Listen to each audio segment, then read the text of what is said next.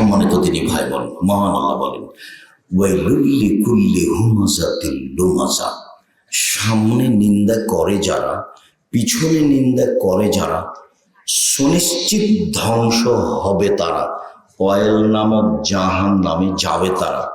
বদনাম গীবাত করে যে, সে জাহান্নামে যাবে। জুবাইরের এই ছেলে বসো কয়েক মিনিট। লা ইয়াদখুলুল জান্নাতা কাত্তাত ওয়া ফি রিওয়ায়াতিন নাম্মাম, বদনাম গীবাত করে যে, সে জাহান্নামে যাবে। রাসূল সাল্লাল্লাহু আলাইহি সাল্লাম বলেন, মাইয়াজমানলি মা বাইনা লাহিয়াইহি ওয়া মা বাইনা রিজলাইহি আদমানুল জান্নাহ, যে মুখের জিম্মেদারি নিতে পারবে আর লজ্জা স্থানের জিম্মেদারি নিতে পারবে, আমি মুহাম্মদ সাল্লাল্লাহু আলাইহি সাল্লাম তাকে জান্নাতে নিয়ে যাওয়ার জিম্মেদারি নিলাম। নির্বাচনে যায়েন না, জান্নাত হবে ইনশাআল্লাহ। এই যে আমি পরামর্শ দিচ্ছি, এক দেখেন, 1 5 ওয়াক্ত সালাত বাস, 2 হালাল রুজি, 3 কোরআন তেলাওয়াত, 4 আড্ডা পিটা হারাম, চিরদিনের জন্য হারাম। আড্ডা পিটা 2 ধরনের, একটা হলো দোকানে বসে মানুষের বদনাম করা 2 ঘন্টা 3 ঘন্টা আর ল্যাংটা বেটি ছেলে দেখা, এ হলো একটা আড্ডা পিটা। আর একটা হলো যে বড় মোবাইল হাতে আছে, প্রায় ছেলের হাতে আছে বড় মোবাইল, মানে যে না ল্যাংটা মেয়ে নাচছে, এই হলো একটা আড্ডা পিটা, ঘন্টার ঘন্টা আড্ডা পিটছে। এই 4টা কাজ হিসাব করেন, জান্নাত হবে ইনশাআল্লাহ। 1 5 ওয়াক্ত সালাত, এই ছেলে এদিকে খেয়াল করো, 1 5 ওয়াক্ত সালাত, 2 হালাল রুজি। চকলেটের ব্যবসা হোক না কেন, ব্যবসা করে খাও। চকলেটের ব্যবসা করবা কেন? গাইবান্ধা এই এলাকায় বাড়ি, টাকা পয়সার তোমাদের অভাব নেই, বড় ব্যবসা করো। আমি বলছি চকলেটের ব্যবসা করে খাও, ব্যবসা করে খাও। বাদাম বিক্রির ব্যবসা করো, কলার ব্যবসা করো, ব্যবসা করে খাও। মানুষের পিছে পিছে দৌড়াও কেন? চকলেটের আছে, একটা সিগারেটের আছে, তোমার লজ্জা হয় না কেন? তোমার শরম হয় না কেন? তোমার হায়া হয় না কেন? তুমি প্রশংসা করছো কার? তুমি কি দিয়ে বলো মুখের চরিত্র ফুলের মতো পবিত্র? তুমি বলো কি করে? তুমি কিভাবে দেখলে? তোমার নেত্রীর বয়স 45 মিনিট, তোমার মনে নাই? তোমার নেত্রীর বয়স কত ছিল? 45 মিনিট। তাহাজ্জুদ, লম্বা হাত, কোরআন তেলাওয়াত, দিন রাত তুমি প্রশংসা করলে না? তোমার প্রশংসা করতে করতে তোমার মুখের ফেনা উঠে যায়, তবু তোমার শরম হয় না কেন? তোমার লজ্জা হয় না কেন? তোমার হায়া হয় না কেন? তোমাকে খারাপ লাগে না কেন? তুমি নিজেকে মানুষ মনে করো না? তুমি নিজেকে গরু ছাগল মনে করো, পশু প্রায় মনে করো? 5 ওয়াক্ত সালাত বাস, হালাল রুজি। বাপের যে 10 কাঠা জমি আছে না, বাড়ির পিছনে বেগুনের চাষ করবেন, বাস শেষ। 3 কোরআন তেলাওয়াত, অন্তত সূরা ইখলাস প্রত্যেকদিন 3 বার পড়বেন, আর যদি পারেন বেশি করে পড়েন। 4 ধরনের মানুষের কবরের শাস্তি হবে না। 1, রাতে যে সূরা মুলক পড়ে, 30 আয়াতের একটা সূরা আছে সূরা মুলক, নাম শুনেছেন? যে রাতে সূরা মুলক পড়বে তার কবরের শাস্তি হবে না। 2, পেট ব্যথায় যে মারা যাবে তার কবরের শাস্তি হবে না। 3, জুমার দিন যে মারা যাবে তার কবরের শাস্তি হবে না। 4, যে শহীদ হবে তার কবরের শাস্তি হবে না। শেষের 3টাই কঠিন, প্রথমটাই সহজ। 1, সূরা মুলক রাতে পড়লে কবরের শাস্তি হবে না, এ কথা আমি বলিনি, এ কথা মুহাম্মদ সাল্লাল্লাহু আলাইহি ওয়াসাল্লাম বলেছেন। 2, জুমার দিন মারা গেলে কবরের শাস্তি হবে না। 3, পেট ব্যথায় মারা গেলে কবরের শাস্তি হবে না। 4, শহীদ হয়ে গেলে কবরের শাস্তি হবে না। পরের 3টাই কঠিন, 1 নাম্বারটাই সহজ। কোরআন তেলাওয়াত করেন। 2, 3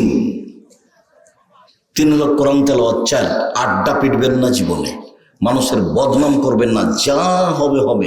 জমি জায়গা বাড়ি ঘর প্রতিষ্ঠান বয়ে যাক, ধসে যাক, চলে যাক, বন্যায়, মুখ খুলবেন না, মুখ খুলবেন না।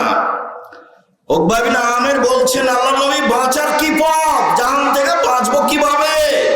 তখন আল্লাহ রাসূল বলছেন, শোনো, 3টা কাজ করো জাহান্নাম থেকে বেঁচে যাবা। 1, আলজাম লেসানাক, মুখখান বন্ধ করো।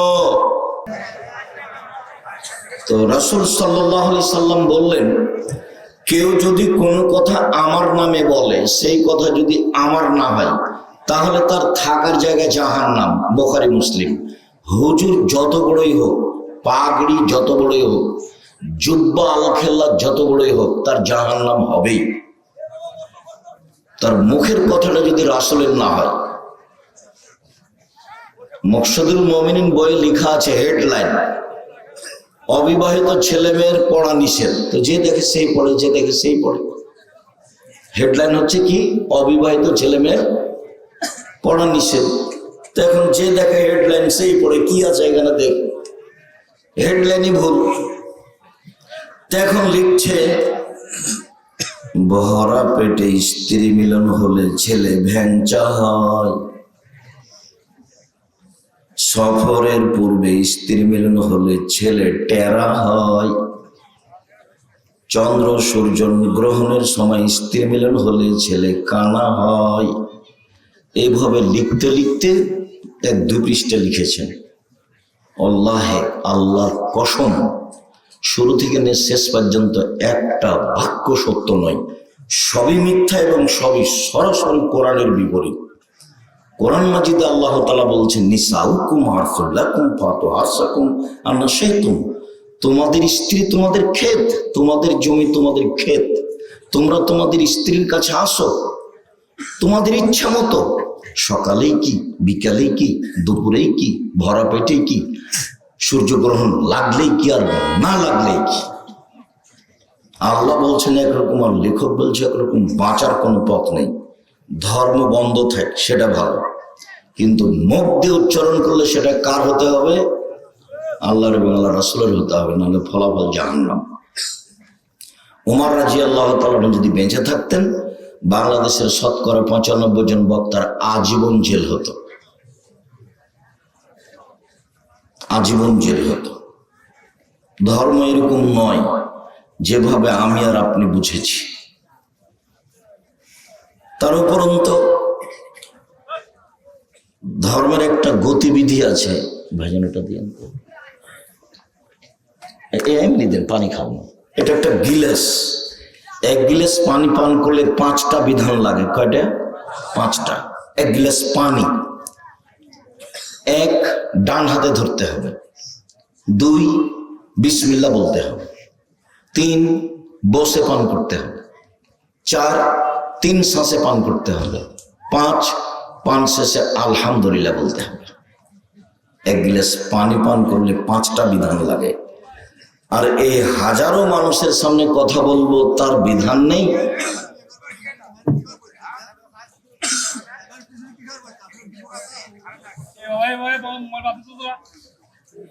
এই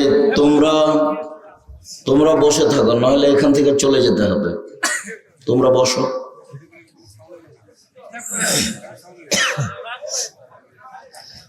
সম্মানিত দিনী ভাই বোন, এত বড় সমাজে কথা বলবো, তার একটা বিধান নেই। রাসূল সাল্লাল্লাহু আলাইহি সাল্লাম বলছেন, আসসালামু ক্বাবলাল কালামে, কথা বলার পূর্বে সালাম। রাসূল সাল্লাল্লাহু আলাইহি সাল্লাম বলছেন, মান কাল্লামা বিগাইরি সালামিন ফালা তুজিবহু, কেউ যদি সালাম ছাড়া কথা বলে তার কথার উত্তরই দিও না। নেই। গোলাম আজম ভাই, ওই কোনাখানে আপনাদের গ্রামে কোনো ছেলে নাই যে ওই পরিবেশটা কন্ট্রোল করতে পারে? ওখানে এমন কি মাস্তান আছে যাদেরকে আপনারা কন্ট্রোল করতে পারছেন না? গ্রামের ছেলেরা যারা, একটু দেখো তোমরা, আজকে তো আমরা তোমাদের গ্রামে আছি, তো তোমরা যদি তোমাদের গ্রামের পরিবেশ কন্ট্রোল করতে না পারো, তাহলে এটা তোমাদের বদনাম থেকে যাবে, তোমাদের গতি তো আমার কাছে মনে থেকে যাবে। যদিচ হলদিয়া আমার নতুন জায়গা নয়, হলদিয়ায় আমি একবারে বক্তব্যের সূচনায় এসেছি, যে হলদিয়া গ্রাম বক্তব্যের সূচনাতে যে টাকা আমাকে দিয়েছিল সেটা আমি হিসাব করছিলাম, আমি কি ভুল করেছে নাকি, এত টাকা দেয় কেন? টাকা তো মানুষের 200 দেয়, তো এখানে কেন 700? এটা কি ভুল করলো নাকি? তো গোলাম সাহেবকে বললাম, কি ব্যাপার, এত টাকা কেন? না, ওটাই আমরা পছন্দ করেছি। তো ভালো কথা। এখানে ঈদের মাঠে এসেছি, অনেক দিন থেকে হলদিয়ার সাথে আমি সম্পৃক্ত। আমি তো মনে করছি আপনাদের ভালোবাসা অনেক আছে, কথা কেন বলছে? আর আমি তো কোনো নির্বাচনে আসিনি। আমি 1 মিনিটের জন্য কোনোদিন দল সংগঠন করিনি। 1 মিনিটের জন্য করিনি। আর এমন কাজ আমি করব না যেটা শুধু বদনাম আর গীবত দিয়ে চলে। বিশ্বাস করেন, 70 বছর বয়স, দিন রাত তাহাজ্জুদ পড়েন, 5 ওয়াক্ত সালাত আদায় করেন, কোরআন তেলাওয়াত করেন, খালি বৈঠকে বলেছেন আর ওর কথা বলছো ভালো নাই, ছাড়ো, এই কথাটা এক পাল্লায় দিবেন। আর 70 বছরের ভক্ত ইবাদত এক পাল্লায় দিবেন, ওই কথা ভারী হয়ে যাবে, ফলাফল জাহান্নাম হবে। আমার জীবনে দুটা ত্যাগ। আমি জীবনে কোনোদিন মানুষের বদনাম করব না এবং কারো প্রতিশোধ নিব না। এটা আমার জীবনের ত্যাগ। আমি কোনোদিন মানুষের প্রতিশোধ নিব না এবং মানুষের পিছনে কথা বলবো না। যা হবে হবে। আমাকে যদি গালি দিতে দিতে দিতে ধুইয়া ছেড়ে দেয় তা আমি তার উত্তর দিব না। আমাকে যখন কেউ খুব গালি দিতে দিতে দিতে বন্ধ করে দেয়, তখন আমি আবার রিং দিয়ে বলি যে ভাইজান, আপনার মনে হয় টাকা শেষ হয়ে গেছে, গালি মনে হয় বাকি আছে, যদি কিছু থাকে তো দিয়ে নেন। আমার জীবনে মানুষের গালি, মানুষের নিন্দা কাঁদেনি নেই। আমাকে 1 মিনিটের জন্য আল্লাহ পিছন দিকে নিয়ে যাননি, সবসময় সামনের দিকে আছে 1 মিনিটের জন্য। তো বক্তব্য বলার সূচনায় বলতে হবে আসসালামু আলাইকুম, তারপর কোনো কথা, তারপর আউযুবিল্লাহ, তারপর বিসমিল্লাহ, তারপর কোনো কথা, তারপর যেটাই হোক। কোরআন মাজিদ পড়লে আউযুবিল্লাহ, আর যদি কোরআন মাজিদ সূরা থেকে শুরু হয়, সূরা থেকে শুরু, বুঝেন কথা কি? মানে সূরা ইখলাস শুরু করছেন, তাহলে আগে আউযুবিল্লাহ বলতে হবে, তারপরে বিসমিল্লাহ বলতে হবে। আর যদি শুরুটা, আরম্ভটা আমার সূরা থেকে না হয়, মধ্যে থেকে হয়, তাহলে শুধু আউযুবিল্লাহ। সূরার প্রথমের জন্য বিসমিল্লাহ, আর কোরআন পড়ার জন্য আউযুবিল্লাহ। কোরআন পড়ার জন্য বিসমিল্লাহ লাগে না। কোরআন পড়ার জন্য কি লাগে? আউযুবিল্লাহ লাগে। মনে থাকবে না মনে হয়? কোরআন পড়ার জন্য কি লাগে? আউযুবিল্লাহি মিনাশ শাইতানির রাজিম। আর বিসমিল্লাহ কিসের জন্য লাগে? এক সূরা থেকে আরেক সূরাকে পার্থক্য করার জন্য। তো যখনই সূরা শুরু হবে তখন বিসমিল্লাহ দিয়ে শুরু করতে হবে। বিসমিল্লাহ দিয়ে কোরআন পড়তে হবে এটা নয়, বিসমিল্লাহ দিয়ে সূরাকে পার্থক্য করতে হবে আগেরটা থেকে, তাই বিসমিল্লাহ। কথা বোঝা গেছে কি? জি, সম্মানিত দিনী ভাই বোন, হলদিয়ার মানুষেরা সচেতন। অনেক বক্তব্য শুনলাম, খুব নিকটে ছিলাম তো, মনে হয় গোলাম আজমের এত কাছে আমাকে রাখা মনে হয় ভালো হলো কিনা। তার মানে আপনাদের সব কথা আমার কানে ধরা থাকলো, বক্তা সাহেবের ধরা থাকলো, যারা দলীয় ভাবে এসেছেন তাদেরও আমার কানে ধরা থাকলো। যেটা মানে যে খুব যে একটা ভালো মনে হলো তা নয়। সম্মানিত দিনী ভাই বোন, আমি এলাকাবাসীর কাছে আবারও জোরালো আবেদন জানাই, ভালো। আর যারা ওই যে আরেকটু পৃথক কিছু দেখা যাচ্ছে যারা পাশে, এটাও জামিয়া সালাফের সাথে সম্পৃক্ত, ওটাও জামিয়া সালাফের সাথে সম্পৃক্ত, উভয়কেই বলছি জামিয়া সালাফিকে ভালোবাসেন, গেছেন, একসাথে হয়ে কাজ করেন। একজনের সেক্রেটারি থাক, ওখান থেকে একজন সভাপতি থাক, এখান থেকে একজন সভাপতি থাক, ওখান থেকে একজন সেক্রেটারি থাক। দলাদলি করে দিনের কাজ করতে এসে দিনরাত যদি মানুষের গীবাত করেন তাহলে কি হবে বলেন? আর দলাদলি করলে গীবাত ছাড়া বাঁচা যাবে? দল করলে গীবাত ছাড়া বাঁচা যাবে কেমনে? গীবাত দিই তো দল। দল চলে না গীবাত ছাড়া, বদনাম ছাড়া চলে না। সম্মানিত দিনী ভাই বোন, চলেন অল্প সময় কথা বলি। মানুষের সাথে পাপ দুই ধরনের, একটা মানুষের সাথে জড়িত পাপ, একটা আল্লাহর সাথে জড়িত পাপ। আল্লাহর সাথে জড়িত পাপ কি? সুদ খেয়েছে, এটা আল্লাহর সাথে জড়িত পাপ। জেনা হয়েছে, এটা আল্লাহর সাথে জড়িত পাপ। সালাত আদায় করেনি, নামাজ পড়েনি, এটা আল্লাহর সাথে জড়িত পাপ। আল্লাহর সাথে সম্পৃক্ত পাপ ক্ষমা হওয়া সহজ। 70 বছর বয়সে একদিনও সালাত আদায় করেনি, আজকে বলছে আল্লাহ আমার ভুল হয়েছে, তুমি আমাকে মাফ করো। তো আল্লাহ বলছেন আচ্ছা ঠিক আছে, যাক মাফ করলাম, তো হয়ে গেছে। সুদ খেতে খেতে খেতে খেতে একবারে কোটি কোটি ঢাকায় কত বাড়ি করেছে।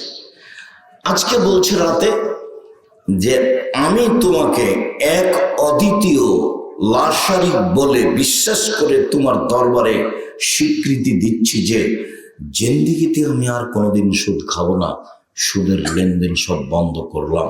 কোটি কোটি টাকা যদি সুদ খেয়ে থাকে তো এই কথার পরে আল্লাহ চাইলে বলবেন ঠিক আছে মাফ করলাম, যাও। কেন? এই পাপ কার সাথে জড়িত? আল্লাহর সাথে জড়িত। সহজ। জেনা, কত জেনা হয়েছে, বলছে যে আমার ভুল হয়েছে, তুমি আমাকে মাফ করো, আস্তাগফিরুল্লাহ ওয়া আতুবু ইলাইহি, আমি আর জীবনে কোনোদিন এই অশ্লীল কাজের সাথে জড়াবো না। এই কথার পরে স্বীকৃতি দিয়েছে বলে সব পাপ ক্ষমা। কেন? এই পাপ কার সাথে জড়িত? আল্লাহর সাথে জড়িত। এখন দল হোক আর সংগঠন হোক, আর বাড়ি হোক আর ঘর হোক, জমি হোক আর জায়গা হোক, এই যে এই লোকটার ব্যাপারে বলল, আরে ওর কথা তুলে রাখো, ওর মুখ খারাপ, এই বলে সেই বলে, ভালো মানুষ নয় ও, এই যে বলে ফেললো কথাটা বা বলল ও ভালো নয়, চুপ থাকো, এই যে বলল, এই বাক্যটা এক পাল্লায় দিতে হবে আর 70 বছরের ইবাদত এক পাল্লায় দিতে হবে। কোনটা ভারী হবে? এটা ভারী হবে। কেন? মানুষের সাথে জড়িত পাপ আল্লাহ ক্ষমা করেন না।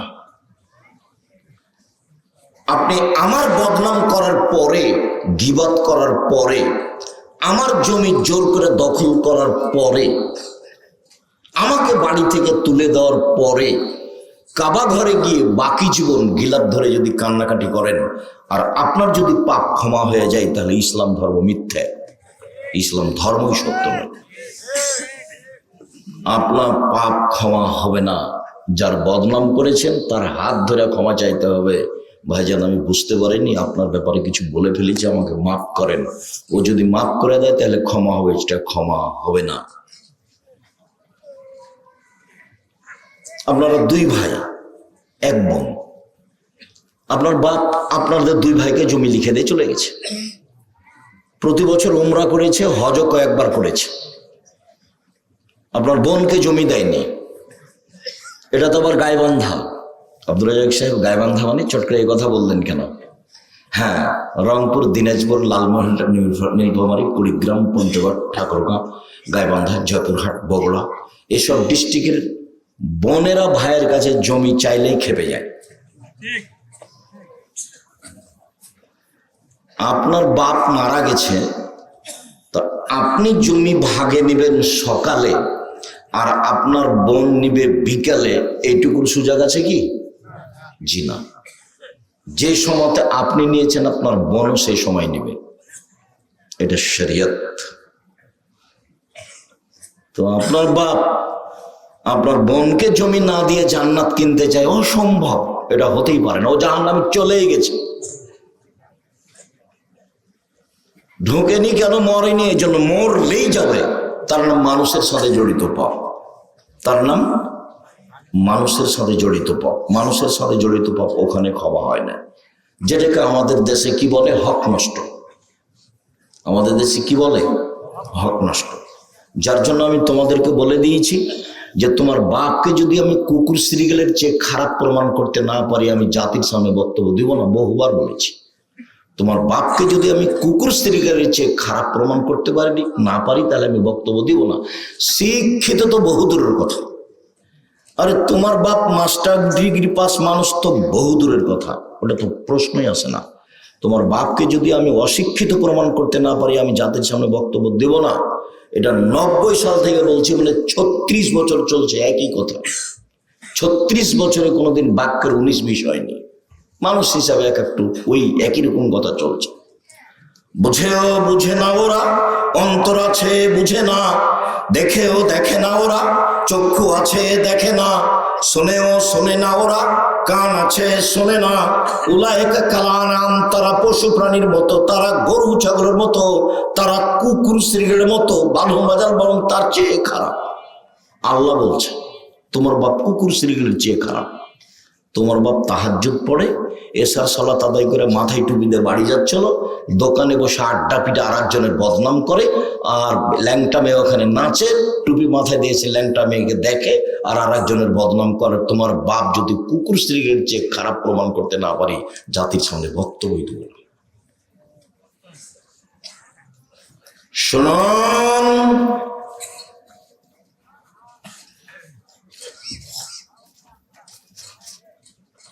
সালাত আদায় না করা মহাপাপ। ইবাদতের জগতে ব্যতিক্রম ইবাদত হলো সালাত। ভিন্ন ধরনের ইবাদত হলো সালাত, যার উপরে নির্ভর করে অন্যান্য ইবাদত। সালাত এমন একটি ইবাদত যার উপরে নির্ভর করে অন্যান্য ইবাদত। সালাত যদি হয় বাকি ইবাদত কবুল হবে, সালাত যদি কবুল না হয় তাহলে বাকি ইবাদত বাতিল বলে গণ্য হবে। সালাত এমন একটি ইবাদত যাতে ছাড় নেই, অন্যান্য ফরজ ইবাদতে ছাড় আছে। যেমন রমজান মাস ফরজ ইবাদত, কিন্তু আপনি অসুস্থ, শরীরটা কেমন কেমন লাগছে, এখন করিয়েন না, পরে করেন। এই যে রমজান মাস ফরজ, তবু ছাড় আছে। যাকাত 2 মাস আগে দিয়ে দেন, যাকাত 20 দিন পরে দেন, সমস্যা নেই, এই যে ছাড় আছে। হজ ফরজ বিধান, এবছর করতে চাচ্ছেন না, ঠিক আছে সামনেবার করেন, এই যে ছাড় আছে। কিন্তু সালাত এমন একটা ইবাদত, অজু করে সালাত আদায় করতে হয়, পানি নেই তায়াম্মুম করে পড়তে হবে, পানি মাটি নেই, অজু ছাড়া তায়াম্মুম ছাড়াই সালাত আদায় করতে হবে। দাঁড়িয়ে সালাত আদায় করতে হয়, দাঁড়িয়ে থাকা যায় না, বসে থেকে করতে হবে, বসে থাকা যায় না, শুয়ে থেকে সালাত আদায় করতে হবে। কেবলার দিকে মুখ করে সালাত আদায় করতে হয়, কেবলা বোঝা যায় না, এমনিতেই সালাত আদায় করতে হবে। পরিষ্কার কাপড় পরে নামাজ পড়তে হয়, পরিষ্কার কাপড় নেই, যেই কাপড়ে পেশাব পায়খানা লেগে আছে ওই কাপড় পরেই সালাত আদায় করতে হবে। পরিষ্কার অপরিষ্কার কোনো কাপড়ই নাই, উলঙ্গ হয়ে আছেন, নামাজের টাইম হয়ে গেছে, এই অবস্থায় সালাত আদায় করতে হবে, করতেই হবে। সালাত এমন একটি ইবাদত মানুষের সাথে আপোষ করে না। মানুষ পানিতে আছে না, জঙ্গলে আছে না, আকাশে আছে না, গাড়িতে আছে, ঠেলে ঠেল মানে না, শিকল ধরে আছে, সালাতের টাইম পার হয়ে যাচ্ছে, এই সময় সালাত আদায় করতে হবে, তার নাম সালাত। জীবনে একদিনও সালাত আদায় করেনি 80 বছর বয়স, এত গুরুত্বপূর্ণ ইবাদত হওয়ার পরেও আজকে বলছে আল্লাহ আমার ভুল হয়েছে, তুমি মাফ করো। আল্লাহ তার সব অতীতের পাপ ক্ষমা করে দিবেন। কিন্তু মানুষের বদনাম করার পরে যদি বলে আল্লাহ আমার পাপ ক্ষমা করো, তাহলে এই পাপ ক্ষমা হবে না, তার নাম গীবাত। শোনেন সম্মানিত দিনী ভাই বোন, সুদ, সুদ এত মহাপাপ যার ভাষা আল্লাহর নবী যেভাবে উল্লেখ করেছেন পৃথিবীর কোনো পাপের ভাষা এভাবে উল্লেখ করেননি, অথচ পাপ তার চেয়ে বড় আছে, ওর চেয়ে বড় পাপ আছে, কিন্তু ভাষা এমন নাই। দেখেন, মায়াকুলু দিরহাম রিবা ওয়া হিয়ালাম আসাদ্দু মিন সিত্তাতি ওয়া সালাসিনা জিনিয়া। কেউ যদি জেনে শুনে 1 টাকা সুদ খায়, 36 বার জেনা করে যত পাপ হবে, 1 টাকা সুদ খেলে তার চেয়ে বেশি পাপ হবে। এক, এই ভাষার সাথে কোনো পাপের ভাষা মিল খাবে না। 2, রাসূল সাল্লাল্লাহু আলাইহি ওয়াসাল্লাম বলছেন আর রিবা সাবুনা জুজান আইসালাহু আইন করে দিল বহু, সুদের পাপের 70টি ভাগ রয়েছে, ছোট থেকে বড়, বড় থেকে ছোট। সবচেয়ে ছোট ভাগ হলো মার সাথে জেনা করলে যেমন পাপ হয়। পৃথিবীতে সবচেয়ে বড় পাপ শিরক, কিন্তু ভাষা এমন নয়। পৃথিবীর 2য় মহাপাপ বাপ মায়ের অবাধ্য চলা, কিন্তু ভাষা এরকম নয়।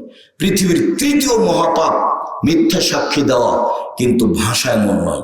পৃথিবীর 4র্থ মহাপাপ মানুষকে হত্যা করা, কিন্তু ভাষা এমন নয়।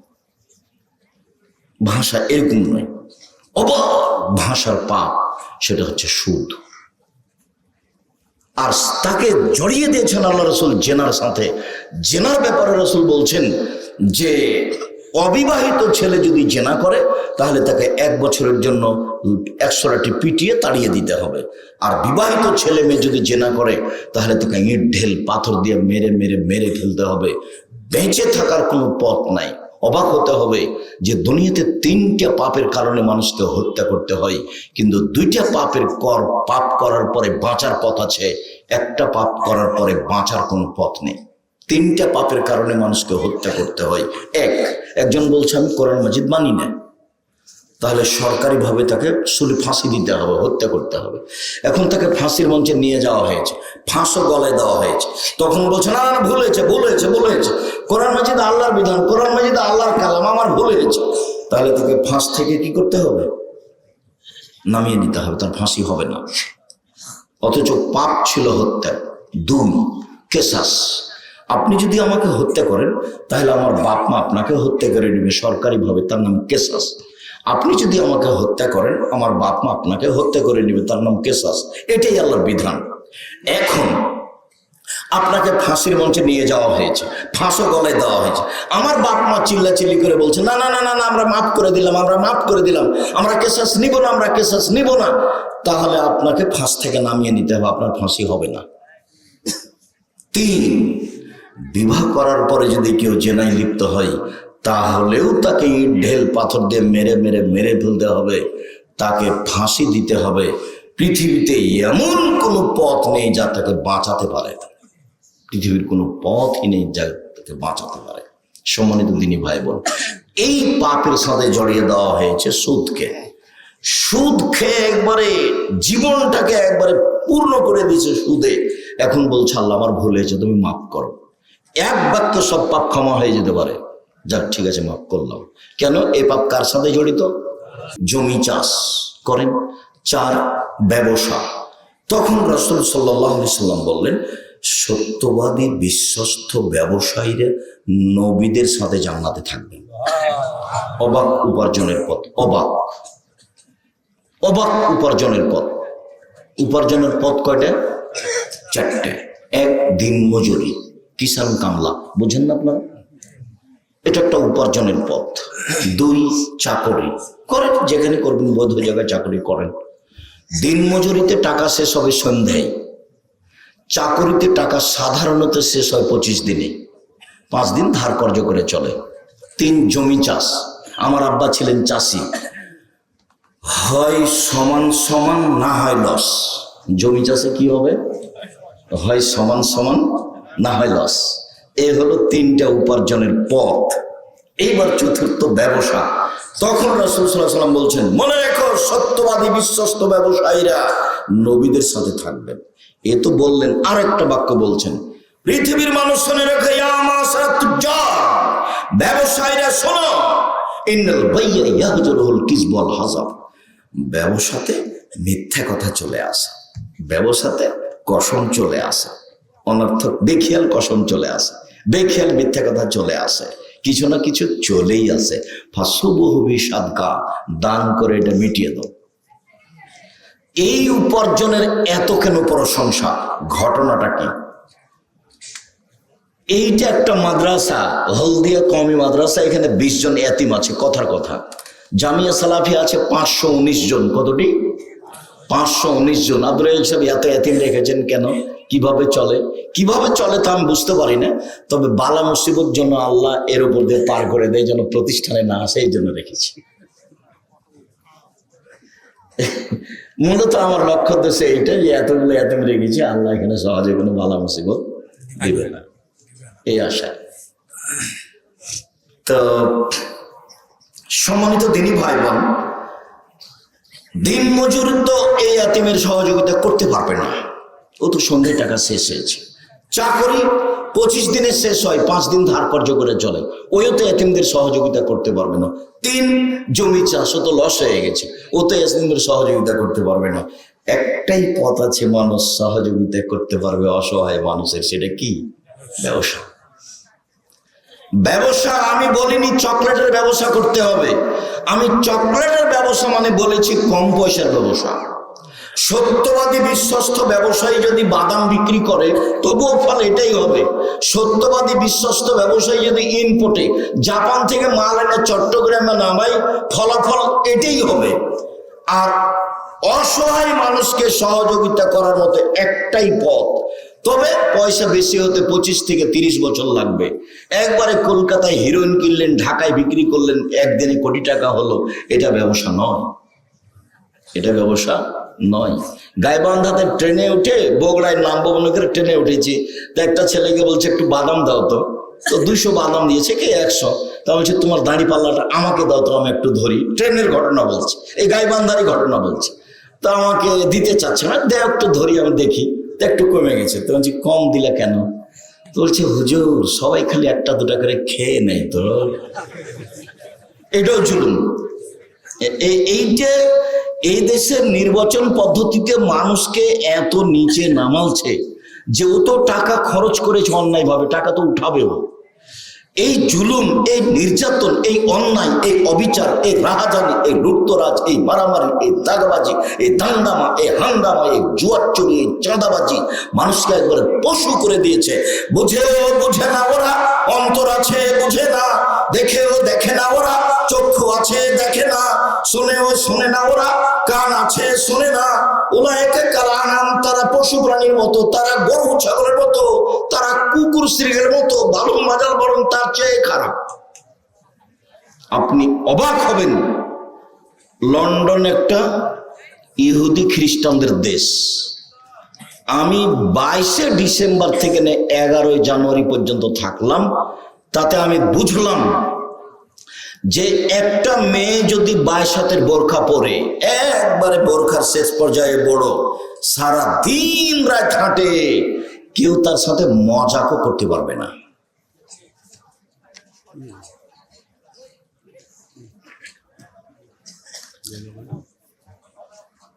তার সাথে কেউ মজাকও করতে পারবে না।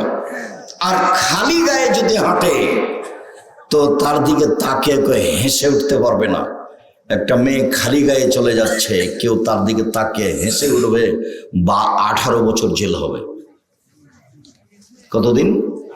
18 বছর। সেখানে জুয়ার চুরি থাকবে, সেখানে লুটতরাজ থাকবে, সেখানে মারামারি থাকবে। ওরা নির্বাচন করে আপনাদেরকে দেখানোর জন্য,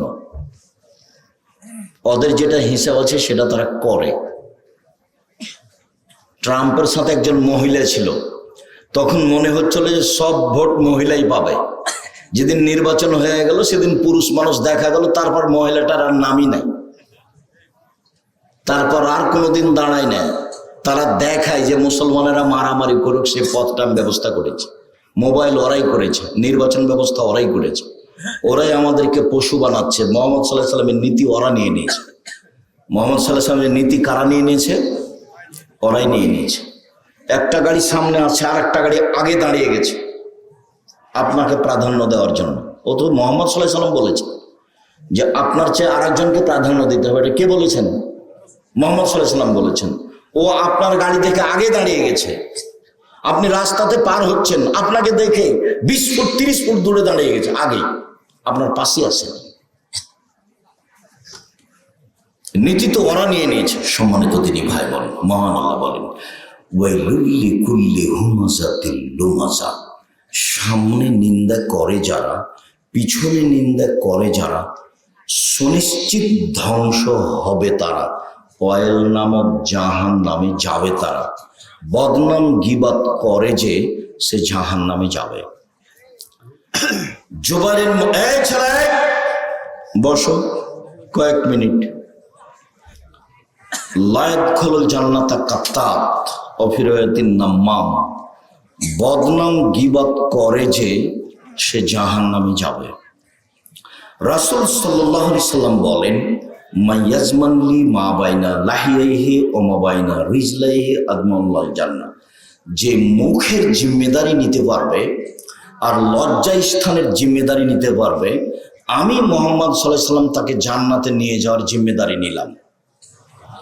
নির্বাচনে যায়েন না, জান্নাত হবে ইনশাআল্লাহ। এই যে আমি পরামর্শ দিচ্ছি, এক দেখেন, 1 5 ওয়াক্ত সালাত বাস, 2 হালাল রুজি, 3 কোরআন তেলাওয়াত, 4 আড্ডা পিটা হারাম, চিরদিনের জন্য হারাম। আড্ডা পিটা 2 ধরনের, একটা হলো দোকানে বসে মানুষের বদনাম করা 2 ঘন্টা 3 ঘন্টা আর ল্যাংটা বেটি ছেলে দেখা, এ হলো একটা আড্ডা পিটা। আর একটা হলো যে বড় মোবাইল হাতে আছে, প্রায় ছেলের হাতে আছে বড় মোবাইল, মানে যে না ল্যাংটা মেয়ে নাচছে, এই হলো একটা আড্ডা পিটা, ঘন্টার ঘন্টা আড্ডা পিটছে।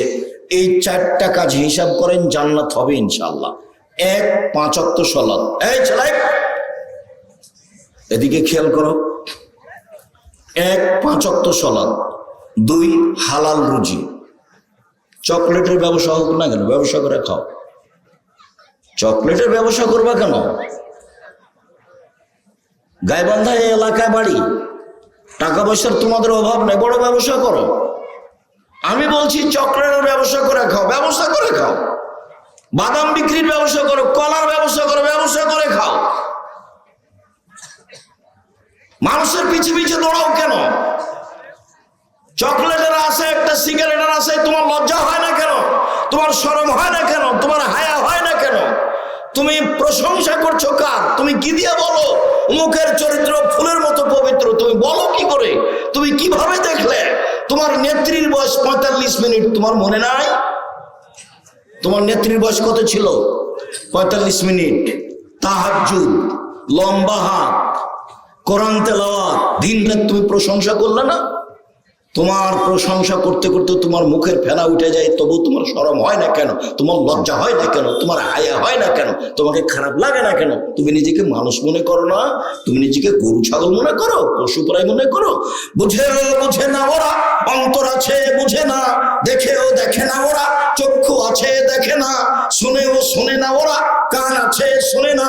উলায়েকা কালানাম, তারা পশু প্রাণীর মতো, তারা গরু ছাগলের মতো, তারা কুকুর শ্রীর মতো, বালুন বাজার তার চেয়ে খারাপ। 5 ওয়াক্ত সালাত, বাস। হালাল রুজি। বাপের যে 10 কাঠা জমি আছে না, বাড়ির পিছনে বেগুনের চাষ করবেন, বাস, শেষ। 3, কোরআন তেলাওয়াত, অন্তত সূরা ইখলাস প্রত্যেকদিন 3 বার পড়বেন, আর যদি পারেন বেশি করে পড়েন। 4 ধরনের মানুষের কবরের শাস্তি হবে না। 1, রাতে যে সূরা মুলক পড়ে, 30 আয়াতের একটা সূরা আছে সূরা মুলক, নাম শুনেছেন? যে রাতে সূরা মুলক পড়বে তার কবরের শাস্তি হবে না। 2, পেট ব্যথায় যে মারা যাবে তার কবরের শাস্তি হবে না। 3, জুমার দিন যে মারা যাবে তার কবরের শাস্তি হবে না। 4, যে শহীদ হবে তার কবরের শাস্তি হবে না। শেষের 3টাই কঠিন, প্রথমটাই সহজ। 1, সূরা মুলক রাতে পড়লে কবরের শাস্তি হবে না, এ কথা আমি বলিনি, এ কথা মুহাম্মদ সাল্লাল্লাহু আলাইহি ওয়াসাল্লাম বলেছেন। 2, জুমার দিন মারা গেলে কবরের শাস্তি হবে না। 3, পেট ব্যথায় মারা গেলে কবরের শাস্তি হবে না। 4, শহীদ হয়ে গেলে কবরের শাস্তি হবে না। পরের 3টাই কঠিন, 1 নাম্বারটাই সহজ। কোরআন তেলাওয়াত করেন। 2, 3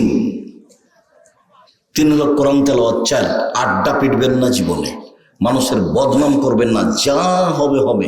জমি জায়গা বাড়ি ঘর প্রতিষ্ঠান বয়ে যাক, ধসে যাক, চলে যাক, বন্যায়, মুখ খুলবেন না, মুখ খুলবেন না। উকবা বিন আমির বলছেন, আল্লাহ নবী বাঁচার কি পথ, জাহান্নাম থেকে বাঁচবো কিভাবে? তখন আল্লাহ রাসূল বলছেন, শোনো, 3টা কাজ করো জাহান্নাম থেকে বেঁচে যাবা। 1, আলজাম লেসানাক, মুখখান বন্ধ করো, জাহান্নাম থেকে বেঁচে যাওয়া। 2, আলজাম লেসানাক, আলজাম বাইতাক, জরুরি প্রয়োজন ছাড়া বাড়ির বাইরে যাওয়া না, জরুরি প্রয়োজন ছাড়া বাড়ির বাইরে যাওয়া না, জাহান্নাম থেকে বেঁচে যাওয়া। 3, পাপের জন্য কাঁদো, জাহান্নাম থেকে বেঁচে যাওয়া। রাসূল সাল্লাল্লাহু আলাইহি ওয়াসাল্লাম বলছেন, গাভীর বান ওলানে চাপ দিয়ে দুধ বের করে ভিতরে ঢোকানো যায় না যেমন, আল্লাহর ভয়ে কাঁদে যে সে জাহান্নামে যাবে না তেমন। কথা বুঝতে পারেননি? আবার বলি, গাভীর বাঁট বুঝেন তো? গাভীর বোট থেকে চাপ দিয়ে দুধ বের করে ভিতরে ঢোকানো যাবে? তো এইটা যেমন ঢুকানো যাবে না, এইটা যেমন অসম্ভব, আল্লাহর ভয়ে কাঁদে যে সে জাহান্নামে যাবে না, তার জাহান্নামে যাওয়া এইরকমই অসম্ভব। বাস 3টা কাজ। 1, মুখ কন্ট্রোল। আপনি যে কাজে নেমেছেন মুখ কন্ট্রোল করতে পারবেন? আপনার মুখ খারাপে পয়সা নষ্ট হয়ে গেছে, অন্তর নষ্ট হয়ে গেছে, কলিজা নষ্ট হয়ে গেছে, রাসূল সাল্লাল্লাহু আলাইহি ওয়াসাল্লাম বলছেন, মান সাতারা মুসলিমান সাতারাহুল্লাহ ফিদ দুনিয়া ওয়াল আখিরাহ। কেউ যদি মানুষের দোষ ত্রুটি ঢেকে রাখে, আল্লাহ ইহকাল এবং পরকালে তার দোষ ত্রুটি ঢেকে রাখবেন। 1 মিনিট, এই ছেলে এদিকে দেখো।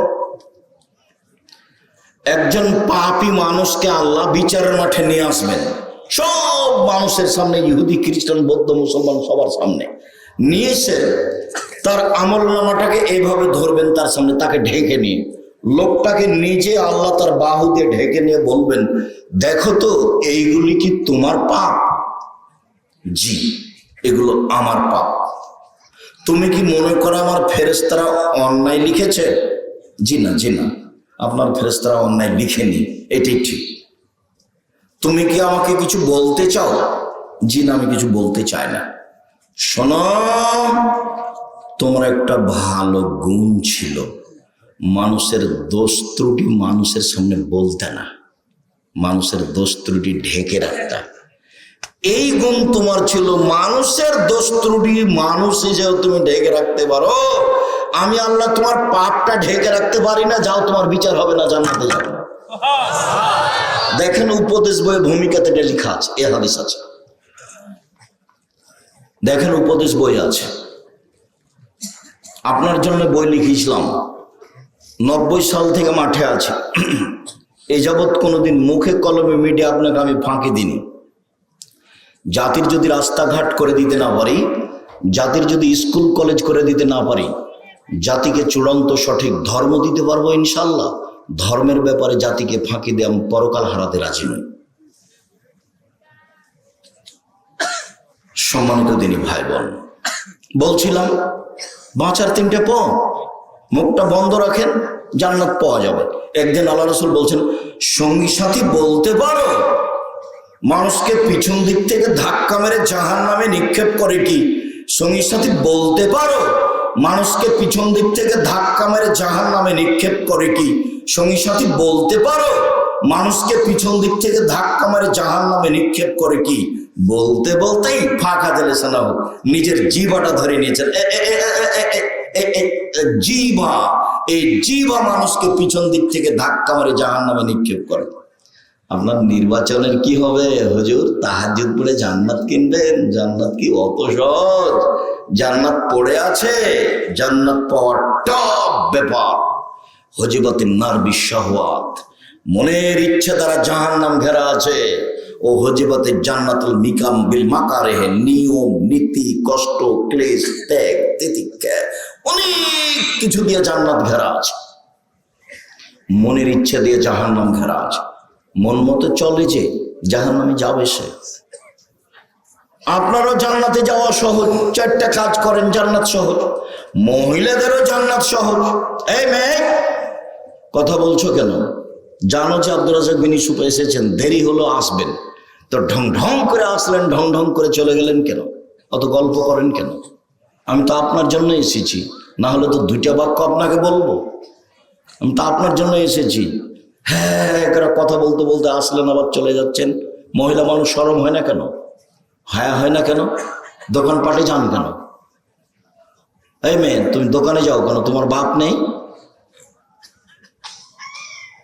তো তাকে চাচা বলে ডাকো, তোমাকে যদি কন্ট্রোল করতে না পারে। আর তোমার মাকে তুমি খালা বলে ডাকো। তো আমি তো তোমাকে আজ বলে আসছি, 36 বছর থেকে তাকে মা বলিও না। আমি তো জানি এটা তোমার মা নিশ্চিত, কিন্তু তোমার মা তো দায়িত্ব পালন করেনি।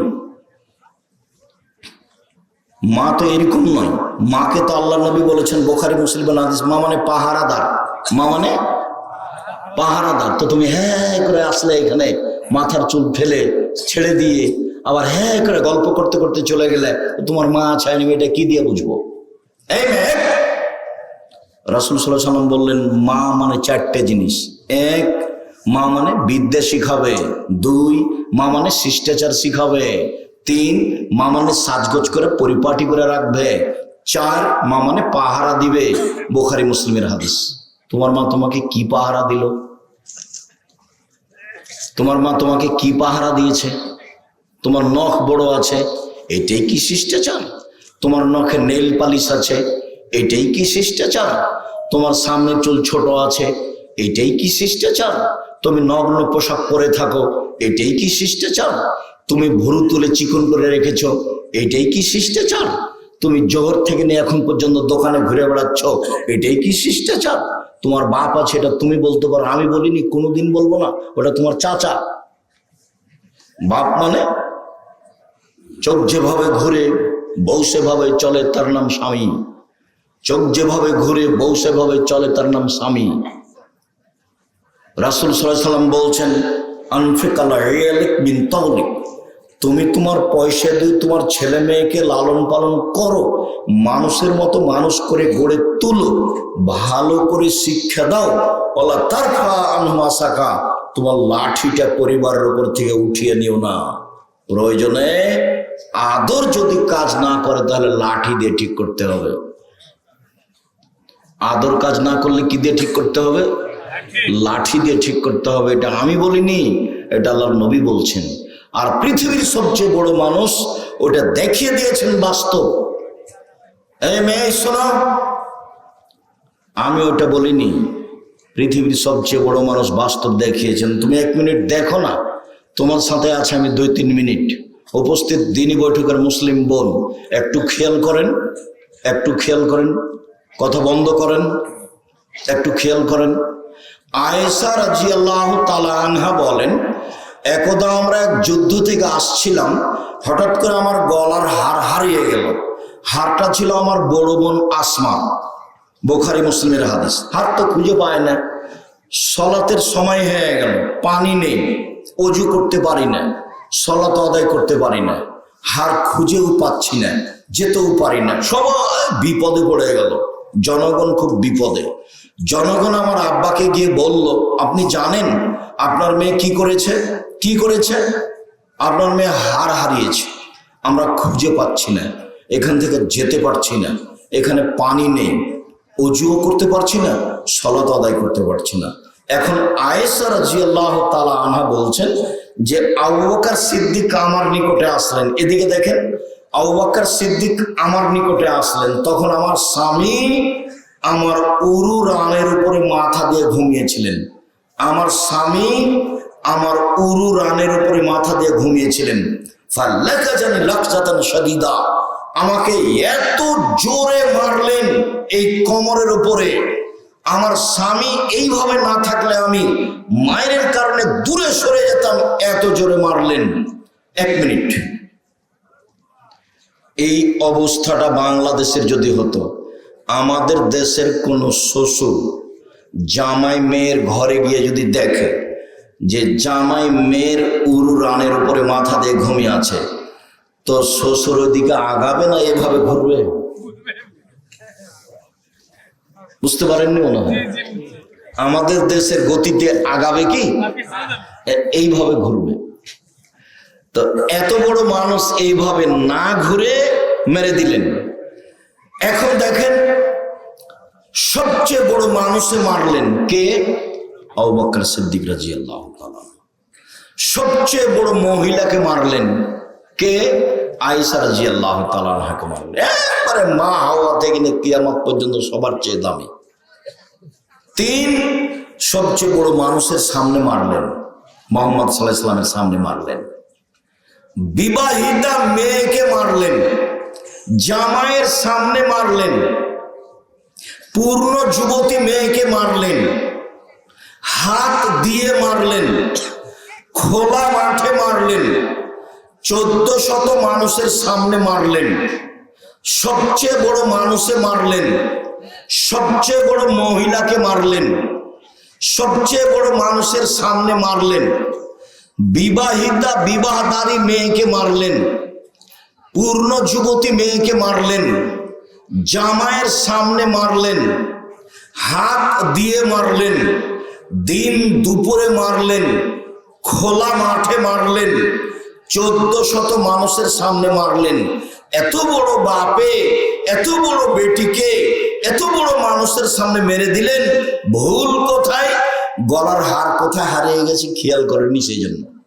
আর তুমি একটা মেয়ে ক্লাস 10-এ পড়ো, জোহর থেকে হে করে বাজারে ঘুরে বেড়াচ্ছ, তোমার বাপ তোমাকে ধমকও দেয় না, এটা আবার বাপ তোমার বাপের বেঁচে থাকার চেয়ে মরে যাওয়া ভালো। তুমি একে চাচা বলো, একে বাপ বলিও না, একে চাচা বলো। এ কার পুরুষ? এ জাতিকে নষ্ট করেছে, এ তোমার মাকে নষ্ট করেছে, তোমাকে নষ্ট করেছে, তোমাদের পরিবারকে নষ্ট করেছে। বাপ বলবে কেন তাকে? তাকে বাপ বলবে কেন? এই যে দেখো না বাপ কাকে বলে। বাপ মানে আদর, বাপ মানে লাঠি। বাপ মানে আদর, বাপ মানে লাঠি। ওই বাপই শতবার আম্মু বলে ডাকবে। আম্মু দিয়ে যদি কাজ না হয় তাহলে কি দিয়ে ঠিক করবে? লাঠি। এই যে হাদিস বুখারী মুসলিম, হাদিস তো বুখারী মুসলিম। এর নাম পিতে। দেশ চালাতে হবে, বাড়ি চালানো। দেশ চালাতে হবে কেন? দেশ চালাবেন সময় 45 মিনিট। কয় মিনিট সময়? 45 মিনিট। জুলুম করে টিকতে চাইেন না। ফেরাউনের সময় 2-3 মিনিট। ফেরাউন ডুবলো, ডুবলো, এই নাই। ফেরাউনের চেয়ে বেশি বড় জাল। আর আদ সামুদ সবচেয়ে বড় জাল। বিদ্যুৎ নাই। 30 সেকেন্ডের মধ্যে হারিয়ে গেছে আদ সামুদ। পৃথিবীর সবচেয়ে শক্তিশালী ওরা। লাম ইউখলাক মিসলুহা ফিল বিলাদ। তাদের মতো শক্তিশালী জাতি পৃথিবীতে কোথাও সৃষ্টি করা হয়নি, হবে না কখনো। ওরা 30 সেকেন্ডের মধ্যে ধ্বংস হয়ে গেছে। ফেরাউন ধ্বংস হয়ে গেছে 2-3 মিনিটের মধ্যে। আর আপনাদের নেত্রীর সময় হলো 45 মিনিট। জুলুম করো না, দাগাবাজি করো না, রাহাজানি করো না, জুয়ারচুরি করো না, চাঁদাবাজি করো না, জাতির জন্য ভারী হয়ে না। তোমাকে দেখলে আমার কষ্ট হয়। গাইবান্ধার সাথে আমি অনেকভাবে জড়িত। গাইবান্ধায় বিহার সাহেবের বাড়ি, গাইবান্ধার শ্বশুরের বাড়ি। তো এই এলাকা আমার শ্বশুরের বাড়ি। এই এলাকার সবাই আমার সাথে একবারে অতপ্রতভাবে জড়িত। আমি মন দিয়ে আপনাদেরকে ভালোবাসি, দুঃখিত। শোনো ছেলেই ছেলে, শোনো। ঠাকুর মুসলমানের শত্রু, ঠাকুর জাতির শত্রু, ঠাকুর ঢাকা বিশ্ববিদ্যালয়ের শত্রু, ঠাকুর বাঙালিদের শত্রু। যেদিন ভারত বাংলাদেশ পাকিস্তানের মুসলমান ইংরেজদের হাতে নির্যাতিত, সেই দিন ঠাকুর লন্ডনে মুচ পাকায়। সেই ঠাকুরের গান আমার ছেলে মেয়ে বলবে? আমি আব্দুর রাজ্জাক বিন ইউসুফ 1 মিনিটের জন্য বলিনি আমার ছেলে মেয়ে বলে না। সেই ঠাকুর বলে, ও কালিমা তোমার আকাশ, ও কালিমা তোমার বাতাস। সকালে ঘুম থেকে উঠেই আমার ছেলে মেয়ে শিরক করে। ঠাকুরের গান চালাবো কেন? এই দেশে 18 কোটি মানুষ আছে।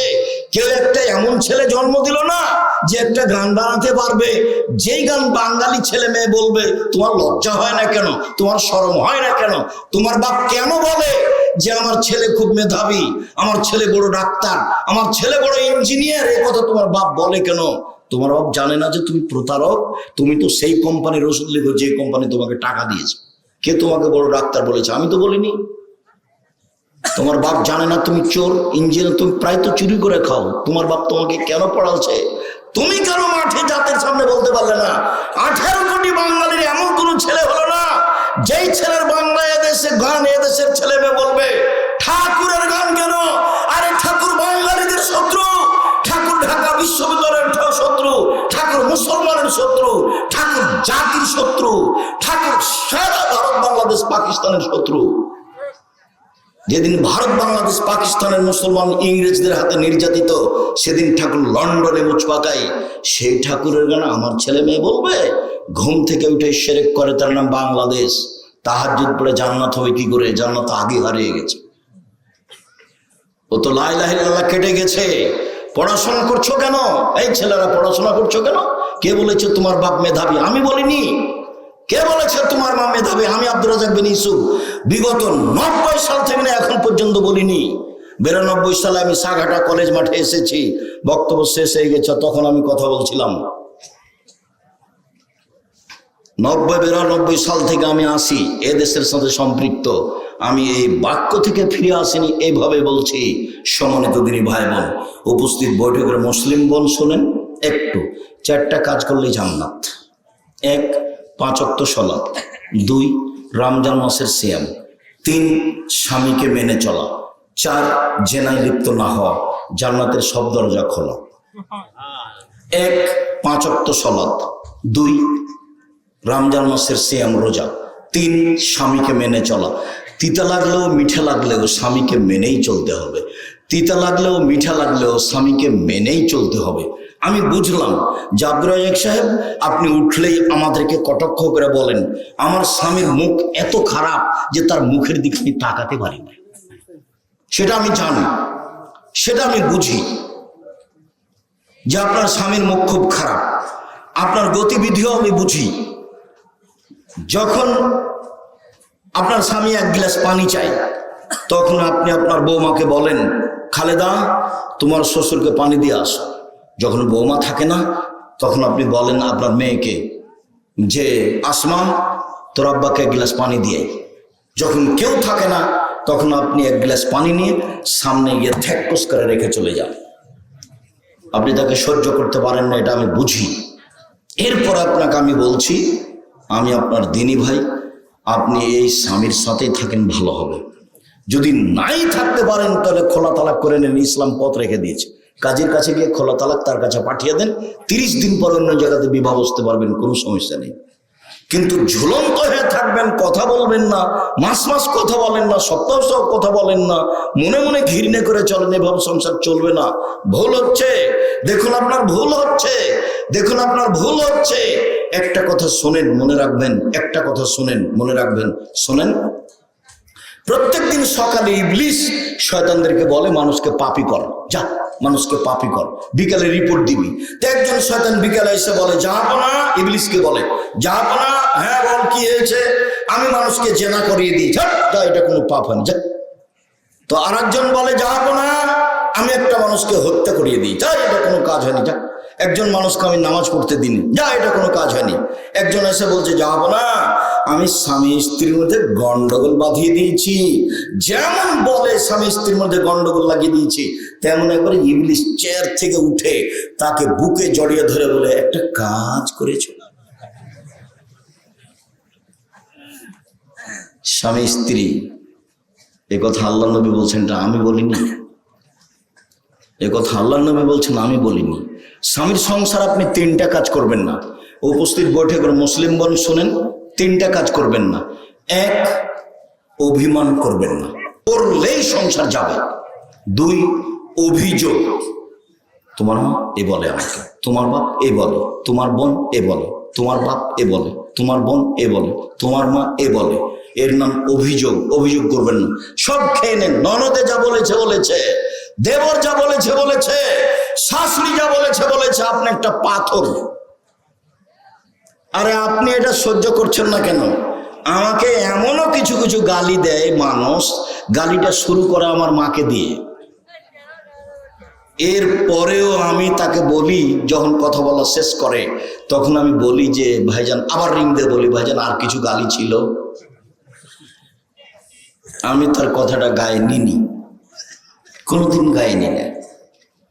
আমি মোবাইলে রিং হলে অন করতে পারি, মোবাইলে কি আছে সেটা আমি দেখতে জানি না, আমি দেখিও না। জীবনে কোনোদিন অভিযোগ করবেন না আর প্রতিবাদ করবেন না। তোমার ভাই কথা বললো কেন? তোমার মা আমাকে কথা বলে কেন? তোমার মা কি পেয়েছে? এই 3টা করবেন না। মুখে বলবেন, যেভাবে তোমাকে ভালো লাগে আমাকে সেভাবেই ভালো লাগে। চিকন কাপড়ে তুমি খুশি তো আমিও খুশি, মোটা কাপড়ে তুমি খুশি তো আমিও খুশি। লবণ ভাতে গায়বান্ধার লবণ ভাতে দুপুরে তোমার চলে তো আমারও চলে। আমার পক্ষ থেকে কোনো প্রকার অভিমান অভিযোগ থাকিবে না। এই কথা আপনি বলেন, শয়তান চুপটি লেগে চলে যাবে। শয়তান আপনার কিছু করতে পারবে না। মনে রাখবেন 3টা কাজ, অভিযোগ করবেন না, অভিমান করবেন না, প্রতিবাদ করবেন না। 4টা কাজ, 5 ওয়াক্ত সালাত, রমজান মাসের সিয়াম রোজা, স্বামীকে মেনে চলা, জেনায় লিপ্ত হবেন না। কোনোদিন যদি জেনা হয়ে গিয়েই থাকে, আজ থেকে কান্নাকাটি করেন, জেনা আল্লাহর সাথে জড়িত পাপ, সহজেই ক্ষমা হবে। মানুষের বদনাম গীবাত করবেন না, বদনাম গীবাতের ফলাফল জান্নাত হবে না। রাসূল সাল্লাল্লাহু আলাইহি ওয়াসাল্লাম বলেছেন, যারা মানুষের বদনাম গীবাত করে তারা জাহান্নামে যাবে। মুহাম্মদ সাল্লাল্লাহু আলাইহি ওয়াসাল্লাম বলেছেন, যারা বদনাম গীবাত করে তারা জাহান্নামে যাবে। আল্লাহ তাআলা বলেন, যারা বদনাম গীবাত করে তারা জাহান্নামে যাবে। সম্মানিত দিনী ভাই বোন, এটা আপনাদের হলদিয়া মাদ্রাসা, হলদিয়া একটা ঐতিহ্যপূর্ণ গ্রাম, হলদিয়ার মাঠটা একটা ঐতিহ্যপূর্ণ মাঠ। অবশ্যই একে মূল্যায়ন করবেন, 12 মাস সহযোগিতা করে, দোয়া করে। আমি সর্বপ্রথমে অনুরোধ জানাই, মহিলা পুরুষ সবাই আপনারা এই প্রতিষ্ঠানের জন্য দোয়া করবেন, মুখে দোয়াটা আগে করবেন, তারপরে কম হোক বেশি হোক সহযোগিতা করবেন। সম্মেলনে আসলে কেউ খালি হাতে আসবেন না, 500 টাকা হোক, 5 টাকা হোক, 50 টাকা হোক, অবশ্যই সাথে নিয়ে আসবেন। এটাকে আপনি মূল্যায়ন করার চেষ্টা করবেন। আমি আব্দুর রাজ্জাক বিন ইউসুফ আপনাদের সার্বিক কল্যাণ কামনা করে। ও বই আছে, আব্দুল্লাহর বই আছে আল্লাহর পথে যাত্রা, আর যেগুলো বক্তব্য দিচ্ছিলাম উপদেশ বই আছে। আর আমি নামাজ শিক্ষা বইটা একবারে আমি হাতে কলমে লিখেছি অক্ষরে অক্ষরে। আর আলী ইতেশাম পত্রিকা গুরুত্বপূর্ণ ফতোয়া 50টা আছে, 12 জন বড় বড় মুফতিদের ফতোয়া দেওয়া বই আছে। কোথায় গাড়ি আছে? কোথায়? বাইরে, সামনে মনে হয়, এই সামনে আমার হাতের ডান দিকে গাড়ি আছে বাইরে। অবশ্যই পত্রিকার দাম যে কত, পত্রিকার দাম মনে হয় 30 টাকা, পত্রিকার দাম হয়তো 30 টাকার, অন্য বইয়ের গায়ে যে লিখে আছে সেটাই দাম। আব্দুল্লাহর বই আছে দেখেন আল্লাহর পথে যাত্রা,